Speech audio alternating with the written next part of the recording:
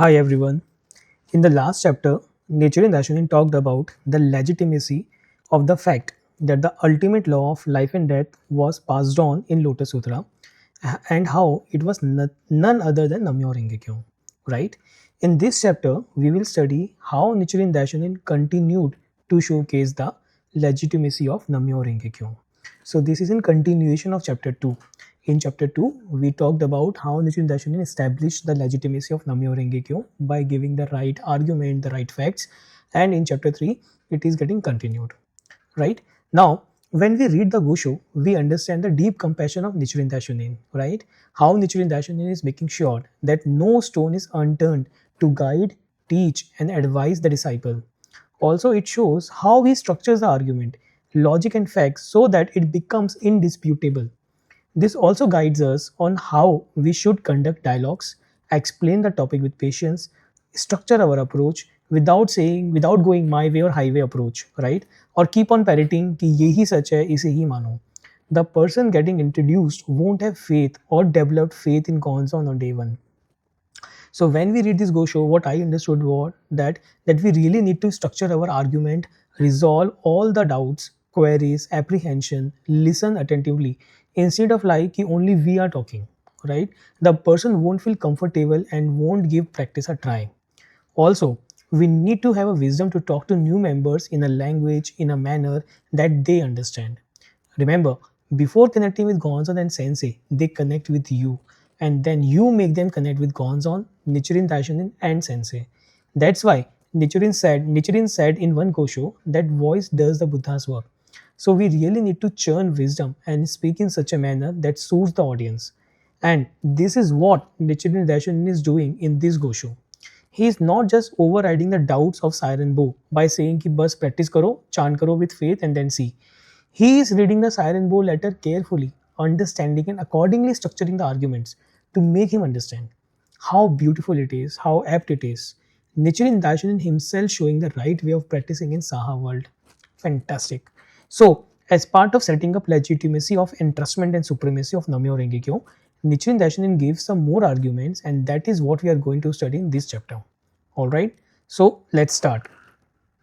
Now, just a quick recap because we are working towards the exam. So just a quick recap. In the previous chapter, we talked about the ultimate law of life and death, which is none other than Namyo Renge-kyo, and how the entrustment of the mystic law happened in Lotus Sutra. We talked about the three key stakeholders as well as part of the entrustment process. We also understood that Nichiren Daishonin established the legitimacy of the law based on the text of Lotus Sutra itself, and this chapter 3 continues with a deeper and new argument and explanations, right? Now, moving to the third chapter. So, in this chapter, Daishonin explains the profound relationship between life and death and Namyoho Renge-kyo. There are two elements to understanding this profound relationship. One is internalizing it through practicing and through one's life itself, and the other is understanding it theoretically. Nichiren Daishonin was no one else but Bodhisattva superior practices. So he was always one with mystic law and he internalized it in remote past. And in this Gosho, he is explaining it theoretically, citing multiple references, including of Tiantai and Dengyo. Like we discussed in last chapter, the quality of Bodhisattva of the earth, Bodhisattva superior practice is to have immense wisdom. So this Gosho is a classic demonstration of that wisdom, right? Now, this chapter starts with explaining the profound relationship of law of life and death and then Namyo Renge-kyo by focusing on word Myo-ho. Myo means death, Myo means unmanifest form of living beings, Myo means mysterious. Myo also means the face of living being which is difficult to comprehend, right? And Ho means the life, the tangible form of life, the manifested form of living beings. Now, Myo and Ho are the two sides of the same coin. One is not inseparable from another. It is just a matter of the fact that which side we are seeing currently. Both life and death are inherent rhythm of universe. So if you see, this is a common theme across all the chapters. You may find it that it is getting repetitive, but it is not. Every chapter is looking and try to ponder over the qualities and the perspective of life and death with respect to Myo Renge-kyo from different angles. right? So meaning of myo, what is myo, what is ho, both are sides of same coin, both are the rhythm of the universe, we have studied earlier also, right? And this is getting reinforced in this chapter. Now the story starts, unfolding from here.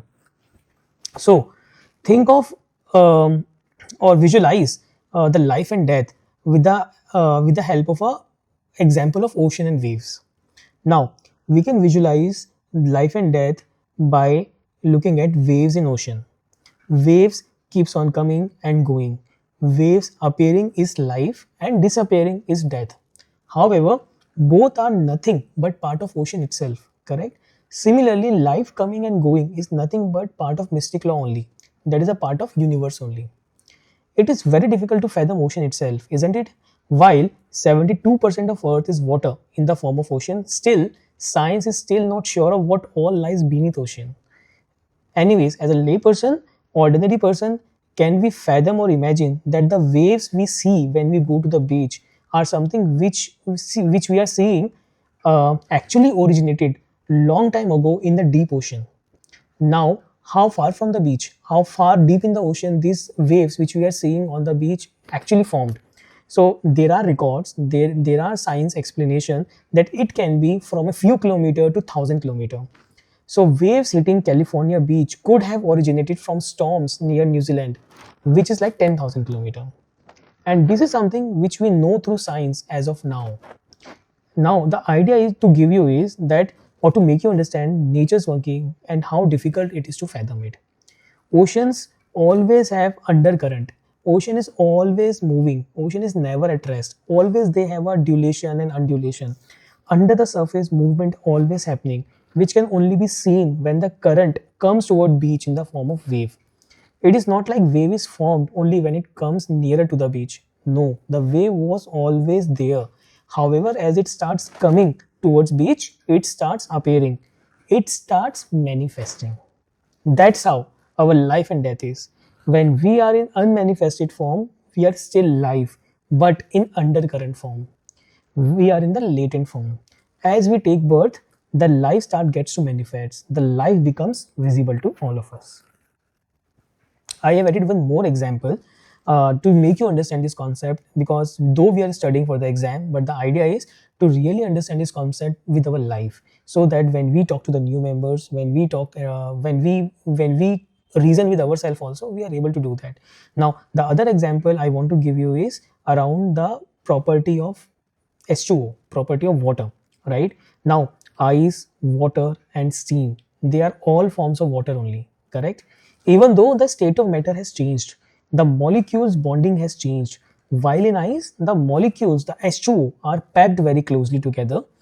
In the form of a liquid, they are loosely packed, and in the form of a steam, in the form of a gas, they are liberally packed, very sparsely packed. Now, however, no matter, underlying they all are H2O only, right? That their true nature is water only. Same goes for our life. We are none other than Namya Horengekyo, which manifests sometimes in the form of life and other times, actually most of the time, in the form of a death or the phase after life. That's why it was said that we are Buddha in life and Buddha in death. Also, let me tell you one more interesting fact, which is so beautiful, which is something even science acknowledges. So, when ice turns into water, it transitions from solid state to liquid state at 0 degree, right? For a long time, scientists were like, "Ki when I'm hitting the ice, then the heat should make temperature goes up, right? That's how it should be. If I'm hitting an ice by putting a fire below it, it should result in the increase of the temperature, and it actually goes up. However, at the time of transition from solid to liquid, when ice turns into water, or for that matter when water is heated, temperature continue to increase. However, when it reaches, on both the cases, when it is transitioning from ice to water or from water to steam at 100 degrees Celsius, whatever heat, whatever fire we have given, it doesn't increase the temperature. The heat you are adding during that temperature is not, during that particular degree Celsius, is not increasing the temperature, but it is helping in increasing the phase of the H2O. And in fact, the same thing by science understood that this is called latent heat, something which is hidden, because it's not making things hotter, Instead, that thing is busy breaking the tiny invisible bonds that hold the water molecule together so they can change from ice to water or from water to steam. How beautiful it is. Think of it like magic energy that helps water plane dress up, solid, liquid, or gas, without showing itself on the thermometer. Same goes in our life. When we transition ourselves from manifested form into unmanifested form, from life to death, all energy of us, all the karma of us is carried forward. Remember, science says energy can never be created nor destroyed, it can only be transitioned from one form to another. Similar to that, Namyo Rengekyo is the fundamental law of universe which always exists, sometimes in manifested form and sometimes in unmanifested form. Manifested form is called life and unmanifested form is called death. Now, अच्छा ये latent heat जैसे होती है ना वैसे ही एक latent effect भी होता है वैसे we study 10 factors of life correct wherein we discuss inherent cause relation latent effect and manifest effect anyways उसके ऊपर अलग से वीडियो है I will post that in the description उसको प्लीज़ आप देखो सारे डाउट्स क्लियर हो जाएंगे you will be able to understand beautifully how the factors of life how the transition of life happens right now as of now the idea is to understand that no matter what the form is whether the waves are appearing or disappearing both are ultimately part of the ocean similarly whether the life is appearing or disappearing both are part of universe both are part of the rhythm of the universe which is none other than Nam-myoho Renge-kyo. All right. So, coming back to this chapter, so mystic law, Namyo Rengekyo, in itself contains the life and death. That's what we have understood till now. So, putting in another way, life and death are inherent part of Myoho Rengekyo and vice versa. Whosoever is living is Ho and ultimately fused with universe in the form of Myo. Also, wherever living beings are, there will be cause and effect. Agreed? And which is represented by Renge, lotus flower. We will talk about it in some time. Alright, the next topic is dependent origination. So, Sensei in his lecture talks about the concept of dependent origination, which means that from micro level to macro level, everything depends on one another. Nothing exists in isolation. This concept is similar to the concept of oneness of life and environment.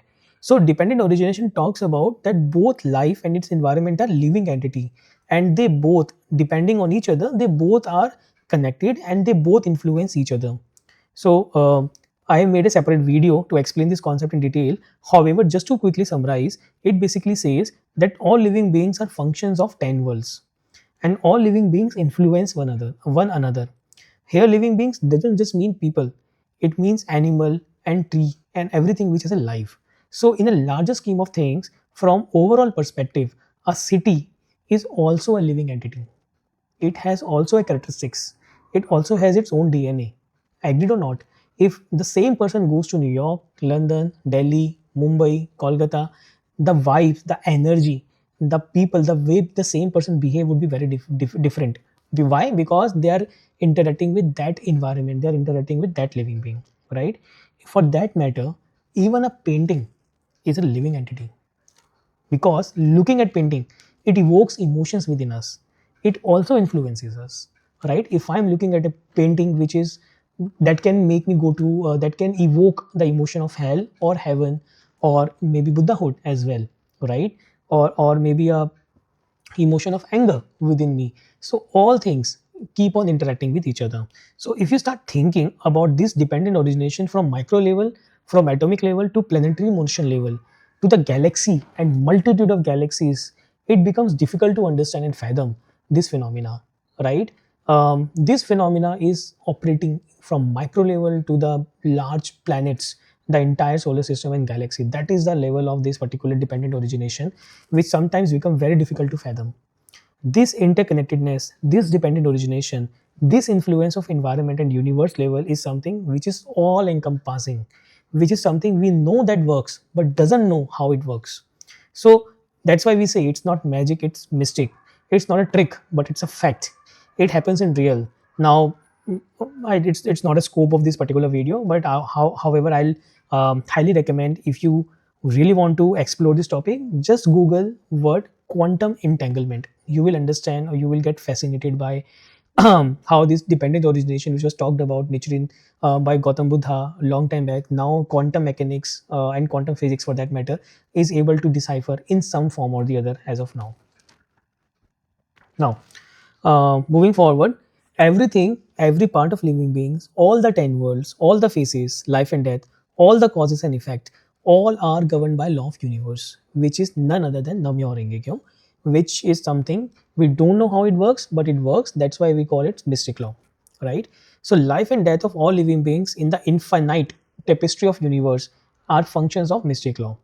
All the living beings are part of 10 worlds. 10 worlds is a very important concept here. And every living being has two phases, life and death. So think of it like that, that life, every living being will continue to fluctuate between the 10 worlds, and every living being will continue to also fluctuate between the phases of life and death, right? And if someone is awakened to that fact, that awakening in itself is Buddhahood. When we get awakened to the fact that our own life is an entity of mystic law, we instantly recover that original self and able to break the chain of causality that gives rise to illusion and leads to suffering.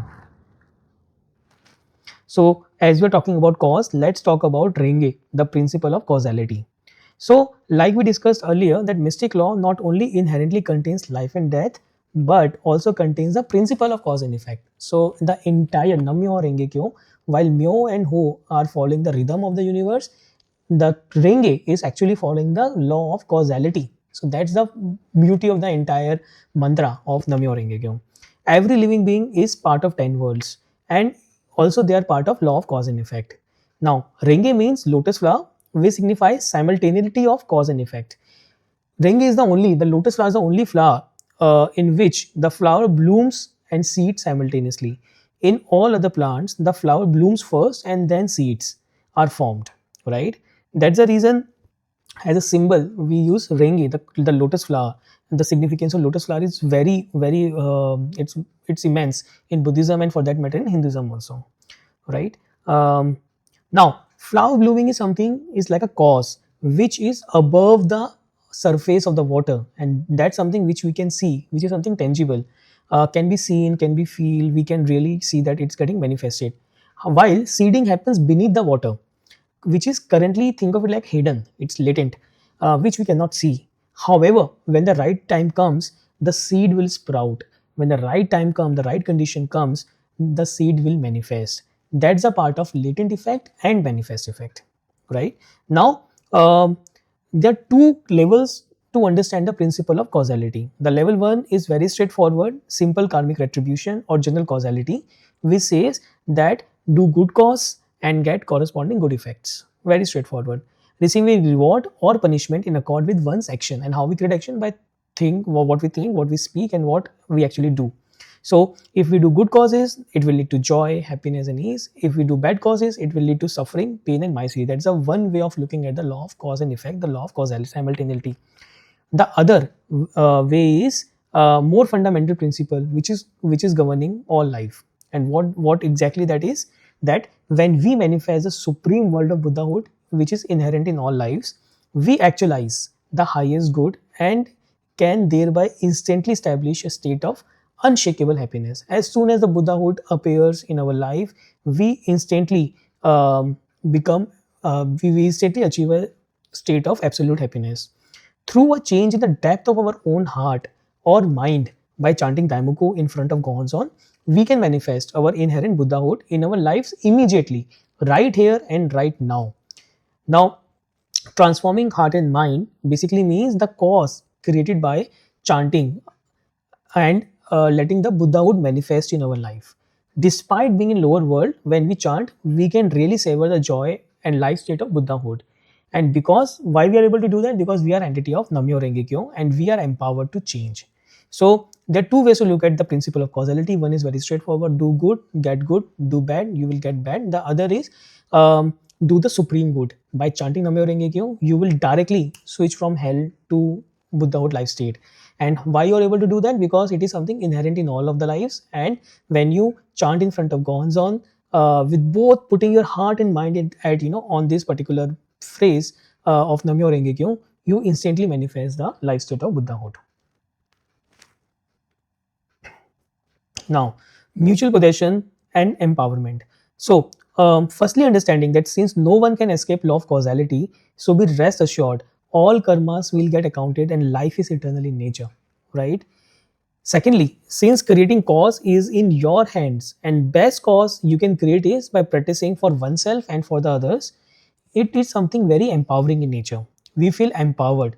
We get a greater sense of independence and freedom than the idea that individual is helplessly at the mercy of the destiny or the fate or the storehouse of karma. We can really change the storehouse of karma by putting the right causes in the current life.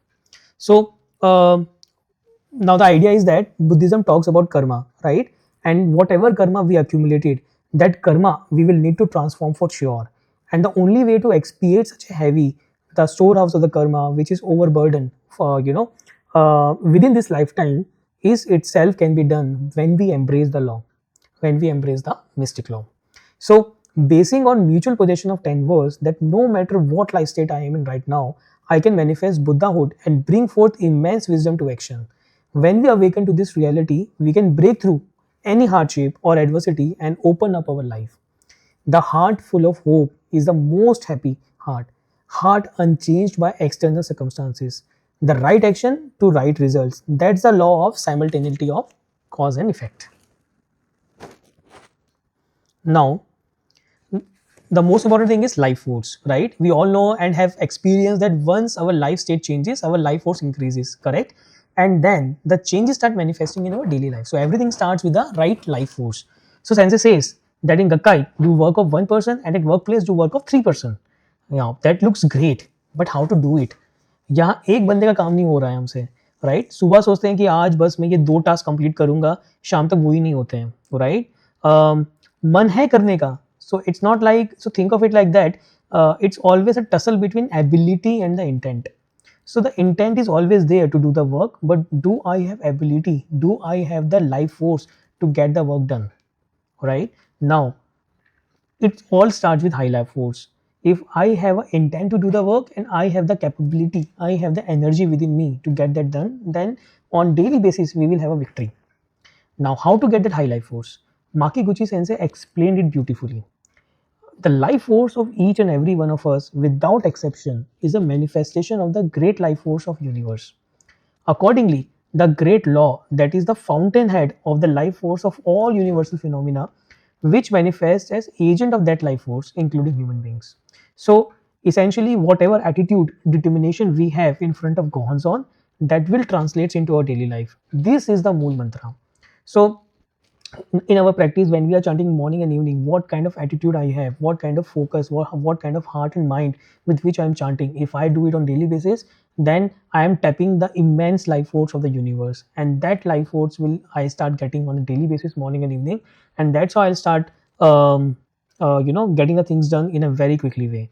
So Buddhahood world is many now. Now the point is, when I'm chanting, I'm quickly getting into the life state of Buddhahood.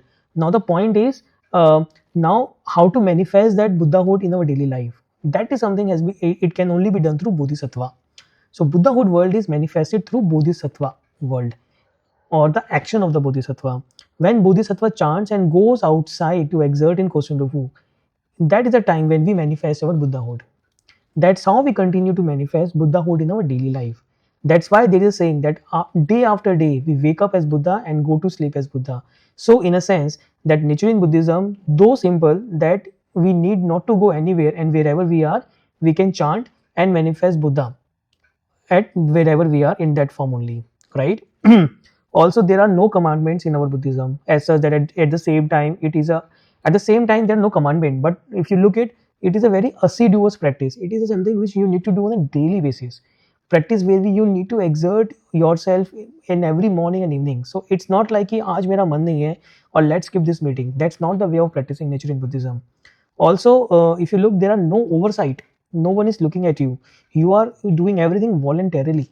So, as we discussed, that it is a law of life and death. It also means that it is a law governing everything in life and in death. So, the fundamental question that led Prince Siddhartha to become Gautam Buddha was birth, aging, sickness, and death. So, mystic law also governs aging and sickness. Now, specifically with respect to the tackling sickness, Sickness that may be terminal, chronic, or recurring in nature, something which is making our current life difficult, miserable, or stopping us from practicing fully. Sensei gave guidance in NHR. I thought of sharing it here. The three key pointers are: firstly, we should not fear the illness and have very high life force, because life force, which is our life itself, it has immense power to cure, build resilience, and chant to get the right diagnosis and treatment. So while we were talking about life force, and many times when we're down with any of the illness, our life force also goes down. But that is a point, that is a time when we really need to chant, and we need not to get succumb to that illness. We need not to fear the illness, no matter how chronic or terminal it is. Our high life condition is something that will determine, you know, and that will determine the ultimate fate of our life. Now, compassion, the true nature of the universe. So, Buddhism exists in faith. Buddhism exists in applying the faith in daily life, right? So, we talked about, it's not something that Nichiren Buddhism is not something that you are chanting on your own and that's it, or you are skipping one meeting or the other. Buddhism, in Nichiren Buddhism, we talk about practicing for oneself and practicing for others. Now, what is the meaning of practicing for others? So it basically means that you go out of your way to help that person to get connected to Gohonzon, to Nichiren and Sensei, right? Where you are empowering them, they can really take the charge of their life. Now, what motivates you to practice for others? Do you have any selfish interest? Maybe an interest कि उसको home visit करूँगा तो मेरा अच्छा होगा. But does it work like that? No, it's not informal pathing, right? It's not something which is getting pushed to you. It is not a social network or socializing, right? So, what can motivate you to get out, go out voluntarily and do shakobuku activities and home visit, right? What makes you to encourage someone, help them realize their full potential, taking care of other lives? That is none other than compassion, and only compassion. The heart which is full of love, the heart full of compassion. Just like every person has its own nature, every living being has its own life state. Similarly, universe has a life state of compassion. Compassion is the inherent nature of universe. And when we chant with deep understanding that my life and everyone's life are entities of mystic law, we get life force, we get compassion, we get wisdom. This wisdom plus compassion plus action, that's something break through any difficulty. All right. Now, continuing on this path till the end will make us face death with dignity, peace, and joy. We will savor a state of tremendous inner peace and contentment that derives from manifesting a correct and steadfast attitude in faith. Continuing this path also means cherishing the firm conviction that my life itself is a mystic law and a correct view of life and death based on the middle way, tending to neither the views of annihilation or permanence. Achieving such a death is a supreme and ultimate goal of life and our practice. So that both life and death are filled with joy, right? For us who practice Daishonin Buddhism, that signals the start of a hopeful journey to our next existence. So this is it. This is what chapter 3 talks about. We discussed about life and death, the two phases of mystic law. We talked about the dependent origination, that how everything from micro to macro level are interconnected, and we talked about the law of simultaneity of cause and effect, and how every living being, no matter which of the 10 worlds they are, they continue to create causes, and that is governed by the law of causality. And the law of causality can be viewed from two basic. One is very straightforward, that if you do good you will get good, if you do bad you will get bad. The other is you can instantly manifest the Buddhahood and achieve the absolute happiness, because the chanting reveals Buddhahood at any moment. And then we studied about the compassion. The universe works on compassion. Practicing Buddhism, practicing Nichiren Buddhism is all about life force. When we chant, we get life force, and that life force we need to manifest through our Bodhisattva way of life, where we are going, stepping out and helping other people to also empowering them. And that is something we do eventually, we do voluntarily, because we get compassion, we get wisdom, and we get life force and action that ultimately help us if we continue to do the same till the end of our life. So our life would be full of joy, and so is the death. And that is the correct view of life and death, which is peaceful, hopeful journey. Hopeful journey. Death is a beginning of something new, something very wonderful. That is how the Buddhist view it. Right now, the Buddhist concept we talked about, I'm just again have mentioned here. You can go through it. the key concept we discussed here, a philosophical concept we have discussed here. You can go through it again and again. These are the key terms we studied in this particular chapter. And yes, I talked about content entanglement. If you really are interested in understanding dependent origination, go right away and do Google quantum entanglement. You will be taken aback how beautiful this concept of dependent origination is.